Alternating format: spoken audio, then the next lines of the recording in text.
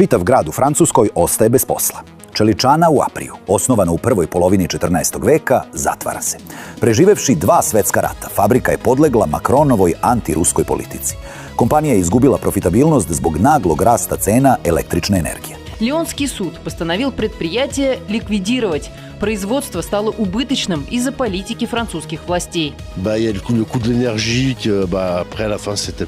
Да, это одна из проблем – стоимость энергии, поэтому это просто невыносимо в сравнении с некоторыми азиатскими странами или с той же Турцией. Конкуренция высокая, а инвестиций не было. Санкции – да, это одна из причин. Наши станки потребляют много энергии, затраты относительно высокие. Как оказалось, мы прижаты к стене, и мы больше не конкурентоспособны относительно других стран. 70% продукции шло на экспорт, в основном в Швейцарию, где из этой высококачественной французской стали делали ножи и штопоры люксовых брендов.